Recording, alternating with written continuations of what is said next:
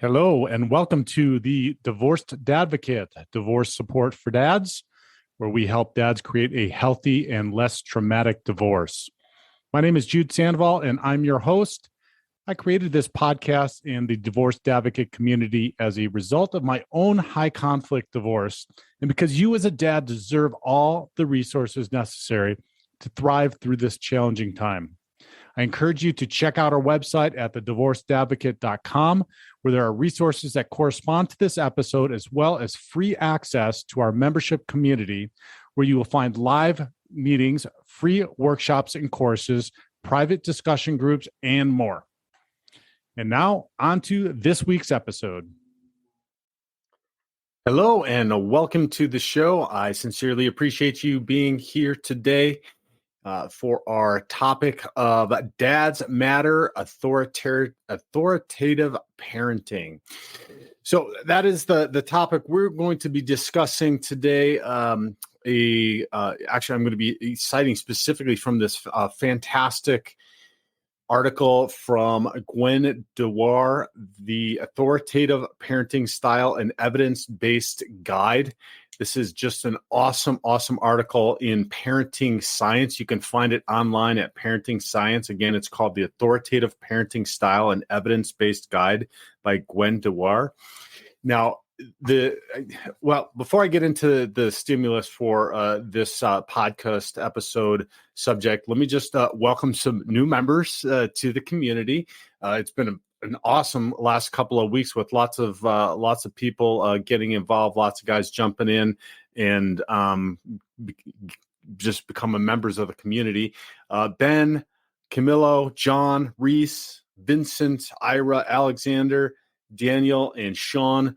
Welcome to the community. If you haven't checked it out yet, check out the divorcedadvocate.com. Check out the membership site. Get involved. Get to be part of the community and getting involved with our group meetings. We've got the app. It's got all kinds of self-help in there. One of the things you're going to hear us talk about in our group meetings, as well as individually, if we have time to talk, that's taking care of yourself is an important thing. The app is something that is really great around that. It has all kinds of, from physical fitness to mental fitness to emotional fitness to spiritual fitness, working on all that stuff and helping you through that. The app has lots of great ways to help you do that. So when you become part of the membership community, you have free access to everything, over 50 plus courses that show up in the app that you can utilize mobily, in addition to bunches of other things that you have access to, including this podcast and the extended version of this podcast, which is going to be a long one today. We're going to get into some very specific detail around authoritative parenting and why it's incredibly helpful. So anyway, check out the app, take the divorce quiz, see where you're at the website at thedivorcedadvocate.com, see where you're at in relation to other people who have gone through divorce. It'll give you some immediate results and see what you're doing well and also what you might need to be working on. So check out all that information and always feel free to reach out and connect with me directly. All right, so last month sometime, we had a group meeting, and one of the individuals in our group meeting had an experience in court where they told him that his parenting style is authoritarian. Well, they described it as authoritarian, but I would argue that it was more authoritative than authoritarian.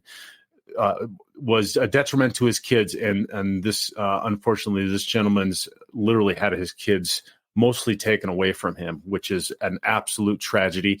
Friends, if you don't know it, and nobody's told you this recently, there is nothing more important to your children and in their lives than having your involvement in it. There's studies and science and evidence and everything else that supports this, but it's not a common theme that we hear in our society.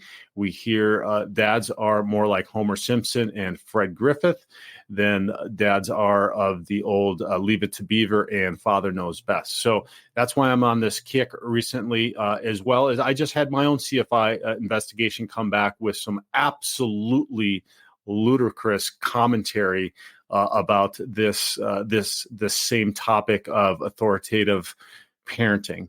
And so we're going to do a deep dive into this today. And I've been researching this for at least 2 weeks now. And this is the best article I've had that I've found that can just completely and entirely explain to you what the authoritative parenting style is. Now, the reason I'm bringing this up is because fathers, dads, as is our just general nature, we provide this part of parenting in a parenting dynamic if there is a father and a mother involved in a child's life. And now, this is a generalization, yes, but it is the most common generalization in a father-mother relationship, male-female relationship with their children. The dads, the men, are oftentimes the ones that are bringing this authoritative parenting style. Now, it doesn't mean that women can't do it either, and both should be working to bring this because it has different components to it that are very, very important, that men and women probably have some different strengths around, that if we want to look to somebody else. Now, I know that's not happening right now, probably in your life, because you're going through a divorce, but I want you to be aware of this dynamic and why it is important, and what your wife, or maybe soon to be ex or ex, can also bring if they are parenting in this healthy manner and lifestyle. But what I also want to point out to you is that this healthy way in which it may be more natural for you in authoritative parenting style is being diminished in our society in general, and it's more of a permissive parenting style where it's just the feelings of the kids and what the kids want and how you feel about this and how you express yourself and all that, which is, if you're awake, if you're looking around and see, is doing an immense amount of harm to our children. So I want you to be aware of what this authoritative parenting style is, how it manifests, how it can also be a detriment if it becomes authoritarian, which probably as men and dads, we might lean towards sometimes, especially if we get to be low energy, we're not taking care of ourselves, and we just revert to bad habits. So on that note, listen up, get comfortable, and let's dive into this. What is authoritative parenting? The authoritative parenting style is an approach to child rearing that combines warmth, sensitivity, and the setting of limits. Parents use positive reinforcement and reasoning to guide children. They avoid resorting to threats or punishment. Okay, so if you've listened to enough episodes and listened to me talk, or you've been in group meetings with me or individual coaching, you've heard me talk about a parenting style, a parenting philosophy called love and logic. That is giving kids lots of choices and approaching any mistakes that they have and that they make with empathy, setting boundaries, and giving them the opportunity to be their own person and make their own mistakes and learn from those mistakes themselves. So this is the best authoritative parenting program that I have found that is out there. I practiced it with my daughters since they were very, very young, and it is absolutely amazing. I continue to go back. I continue to learn. Obviously, as you know, if you've been a parent for any period of time greater than a day or two, you learn over and over and over every day. I go back, I take classes, I go back, I read more about it, I go back, I look and see what it is I did well and what it is I did poorly, and I try to improve upon that all the time. But it is a structured way. And for me, as a guy, I need something that is a guide that helps me with structure in how to go about doing it. And the Love and Logic classes have been absolutely fantastic, and the philosophy has absolutely been fantastic for me, and I believe with my daughters as well. And so let me give you just an example of what authoritative parenting is. So kids raised by authoritative parents are more likely to become independent, self-reliant, socially accepted, academically successful, and well-behaved. And they're also less likely to report depression and anxiety, and less likely to engage in antisocial behavior like delinquency and drug use. Research suggests that having at least one authoritative parent can make a big difference. And this is the point that I want to start with and going to drive home throughout the rest of our talk here today, is that is what fathers bring to the equation in parenting, is this authoritative mindset around raising the kids. Okay. So that is why it's incredibly important for you to understand when you're being told by therapists, family court, lawyers, anybody else that, oh, well, maybe just let this slide, or, oh, maybe you're being too hard on them, or this or that. Okay. This is not necessarily true. How you do it, and the devil's in the details, obviously, but please stick to your guns and know that is important, that you as a father bring this authoritative parenting style to the table, to your children's lives, is incredibly, incredibly helpful. Okay. Let's talk about the background around this. So this is not a new concept. This was started in the 60s by a woman called Diane Baumrind, and she was just researching, actually, trying to find why parents attempted to control their kids. And so what she found were three major ways in which parents approach controlling their kids. One was permissive parents. Those are warm and responsive, but reluctant to impose rules or standards, and they preferred to let their kids regulate themselves. The other one was authoritarian parents, who show less warmth and sensitivity and insist on blind obedience. They attempt to enforce compliance through punishments, threats, and psychological control. Think of a drill sergeant, right? Drill sergeant, you must comply at all costs or the punishment will be severe, right? And then the third one was authoritative parents, who are warm and responsive like permissive parents, but where permissive parents shrank away from enforcing standards, authoritative parents embrace it. They expect maturity and cooperation as much as is appropriate for a child's developmental level, and they try to guide behavior by reasoning with their kids. So in subsequent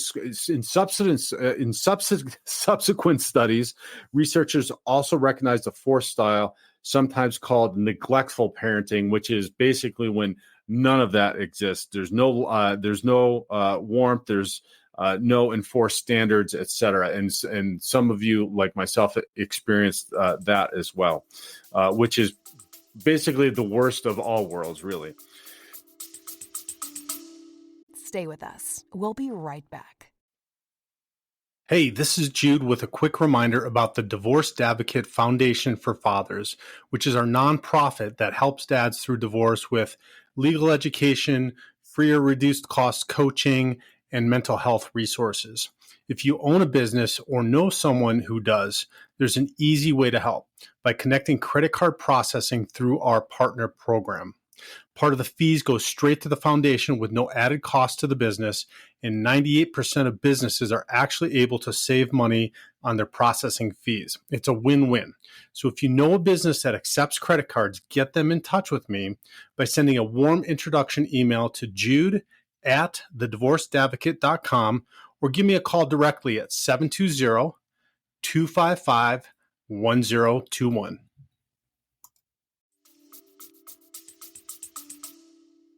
So which parenting style is associated with the best outcomes? There's overwhelming evidence that kids need parental warmth to thrive, right? You cannot just be the discipline and just have discipline and have drill sergeants. Otherwise, we just have drill sergeants raising our kids, and then you know what that would That would be horrible. Nurturing responsive parenting leads to better emotional, cognitive, and behavioral outcomes. So the parenting styles that feature warmth and responsiveness, authoritative and permissive parenting, are better overall than the remaining alternatives. Now, there's also evidence favoring authoritative parenting as the best style. For example, when it comes to reducing sibling conflicts, now I'm going to be quoting a bunch from this article here, where she backs all of this with the studies that she makes these statements from. So check out the article for sure at Parenting Science, called "The Authoritative Parenting Style: An Evidence-Based Guide" by Gwen Dewar. So she says, for example, when it comes to reducing sibling conflict, authoritative approach might be the only effective option. And the cross-cultural trend observed in most studies is that authoritative parenting is linked with better academic performance. So are there any complications or controversies? Absolutely. The effects of parenting style are partly influenced by culture. And a group of researchers in Spain have argued that permissive or indulgent parenting is better than authoritative parenting for children's emotional well-being. So there is this argument out there, and some of this you might be hearing in the social emotional learning and some of the other stuff that's going on in schools and in our society, that being permissive and indulgent is better because it helps their emotional well-being. It might help their attachment style and becoming healthy attachments. What is the one? I can't remember the attachment style, but it's the one where they're healthy, attached, and but I'm gonna talk later about why the authoritative is better, and she does quote why there's a healthier attachment style outcome when there is authoritative parenting, as opposed to this permissive or indulgent parenting. So just know that it is out there, and if basically it feels like, at least to me in my observation, that anything that is authoritative seems to be like being pushed against right now. That there's this whole mentality and philosophy around chaos and less order and less authoritarianism. Not that authoritarianism obviously is good, but being authoritative and having that authoritative mindset is definitely good. Okay, so enough about my soap opera, or so my soapbox. So what's the key difference between authoritative parenting and permissive parenting? There is one specific thing that is the difference, and that is limit setting. Permissive parents and authoritative parents share an approach that is responsive, nurturing, and involved. Again, the difference is authoritarian is like the drill sergeant. Authoritative is that you still have that warmth and that nurturing and philosophy and empathy with the kids, but you are setting limits. So both show respect for children as independent beings, but unlike permissive parents, authoritative parents don't let their kids get away with bad behavior. Now, that is key. That is absolutely positively key. Authoritative parents don't let their kids get away with bad behavior. Authoritative parents take a firm stand, insisting that their kids behave responsibly. Let me say that again. Authoritative parents take a firm stand, insisting that their kids behave responsibly. Now, man, I don't know about you, but this is a struggle with me, and with I don't want to say a struggle for me, but a struggle in how I view what's going on in our society today and how we are viewed as fathers, in making sure that we take a firm stand, insisting that our kids behave responsibly. And I see it showing up in schooling and kids at school, and how my kids show up at school, and how the kids are expected to behave responsibly at school. or at least what I'm viewing is not behave responsibly. And so this is incredibly important, because I feel like the lines are getting blurred, and taking that firm stand, oftentimes, dads, for us is then being misconstrued as authoritative. Okay. And so this was part of what I described in the beginning with this gentleman in our group call that is being absolutely decimated because he is taking firm stands around his children showing up and behaving responsibly. And these lines are being blurred, in my estimation, on purpose, in order to be used against the dads and fathers. So taking this firm stand is important, that they do show up responsibly. And so what's the key difference between authoritative and authoritarian parenting? It's all about the exercise of power. This is the big key difference. Think of the authoritarian parent as a drill sergeant, like I said earlier. Do it now or else, right? The drill sergeant tries to get his way through threats or coercion. So I don't know about you, but I don't see that as pervasive anymore. That is maybe our father's generation, or maybe even our father's generation, in how that may have shown up. And so I don't see this with lots of dads. And I would venture to say, if you're listening right now and you're thinking about the things that you're thinking about going through your divorce, and being concerned about the kids in life, and how life is going to show up later, or how life is going to be, and how you're going to be able to show up in that for your kids later after divorce, that's probably not the way that you act on a regular basis. Now, look, I've been guilty of that in, like I said, low energy moments, or where emotions get the best of me, and that's okay. And, even if that is how you tend to show up, guys, that is okay also. You can learn to be better, okay? But so let me tell you what the contrast is. The authoritative parent aims to inspire cooperation by fostering positive feelings and teaching kids the reasons for the rules. Authoritative parents communicate lots of warmth to their kids. They avoid using harsh or arbitrary punishments. Now, that doesn't mean that that a punishment shouldn't be shouldn't be severe, or something like that something gets taken away, or that an activity gets taken away, or something like that. It just means that it's not harsh, that it's not punitive, and that it's just not out of the blue, that you just make something up. So they are less likely.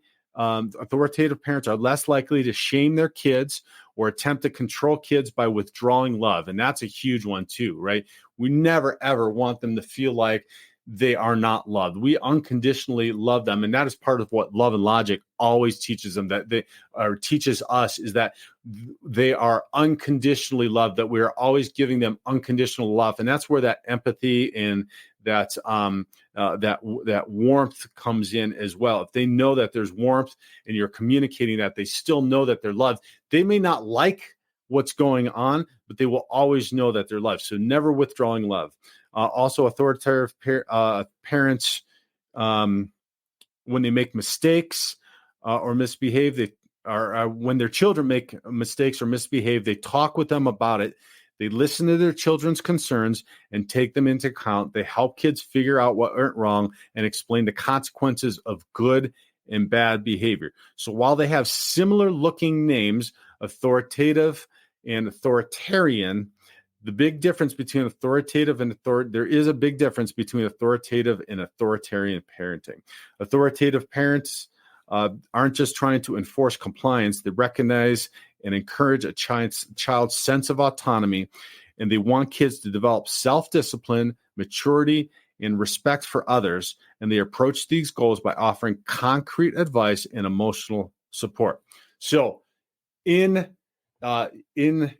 summation here, some researchers have described it this way, and I think this is a great definition. Authoritative parents are highly demanding, but they are also very responsive to their children's needs. I would say, if you're listening to this, that probably describes you as a dad. Authoritative parents are highly demanding, but they are very responsive to their children's needs. It means that we have and we set high expectations for our children, but we are also listening to them, trying to understand them, and assisting them in meeting what those standards are. And so there is nothing wrong. And man, I'm trying to stay away from my riffing on society here, but I feel like this is part of what we're having challenges right now, is setting those standards, right? Having high demands and standards for our children, and expecting them to meet those. There's a saying that children will live up to the standards and beliefs that you have for them. I don't feel like that is happening oftentimes, and actually. And then we get into what we get in now, where we're being bombarded from another side, from another parent who thinks that we're too strict or too controlling, right? Because their experience with us is that we're controlling them or whatever. And I'm talking about our exes, right? And that we're trying to do that with our kids as well, expecting or demanding and having high expectations for our kids doesn't mean that we can't be responsive to their needs and talk with them about it. Okay. So just know that if this describes you, it is okay. You can have high expectations and demand the kids are working towards and trying to meet those expectations, but still be very responsive to their needs. Okay. So that's the classic definition of the authoritative parenting style. There's an important variation, particularly when it comes to how much of a vote children get during family decision making. Okay, so now we're going to let's get into the different ways that this can manifest, or the different ways, because not every authoritative parent runs his or her family the same way. And so there's some different distinctions, and we're going to talk a little bit now about that and how you practice authoritative parenting. And they go into some really interesting specific stuff cross-culturally as well. So let's talk about this. It's one thing to read a definition, another put it in practice, obviously. How can you tell if you're acting like an authoritative parent? So researchers all the time, when they want to figure something out, right, they put together a standard questionnaire. So this has been done more than one time with authoritative parenting. Here are some statements that authoritative parents will tend to agree with if they are authoritative parents or practicing authoritative parenting. I take my child's wishes and feelings into consideration before I ask her or him to do something. I encourage my child to talk about his or her feelings. I try to help my child when they are scared or upset. I provide my child with reasons for the expectations I have for him or her. I respect my child's opinion and encourage him or her to express them, even if they are different from my own. So those are statements that authoritative parents would tend to agree with. Parents are judged to be less authoritative if they agree with these statements. I ignore my child's misbehavior. I bribe my child to get him to comply with my wishes. I explode in anger toward my child. I punish my child by withdrawing affection. So these are just a small sample of the kinds of items that appear on those questionnaires. Now, you don't have to tick all the boxes, but just given an overall score, if you agree with one or the other, it's going to give you kind of an idea whether you are an authoritative parent or you are not. But there's also one universally accepted litmus test. And for instance, the statements above might make it seem that you have to run your family like a mini democracy in order to be authoritative, but that's not the case. Or maybe you're wondering about which rules you are supposed to impose Keep your room clean. Don't play video games until after you finish your homework. Depending on your priorities and beliefs and an assessment of your child's maturity level, you may think these are important rules, or you might not. But as we're gonna talk about, the classic definition of authoritative parenting allows for variations in these areas, and the different researchers have used different screening tools to decide who's authoritative. For example, we talked about the researchers working in Spain who have scored parents as authoritative if they agree with the statements, "I insist that my child do exactly what they are told," or make greater use of punishment to control behavior. Does this match up with what most parenting experts mean when they talk about authoritative parents? Probably, or authoritative parenting? Probably not. So, does authoritative parenting look the same in every family? Not necessarily.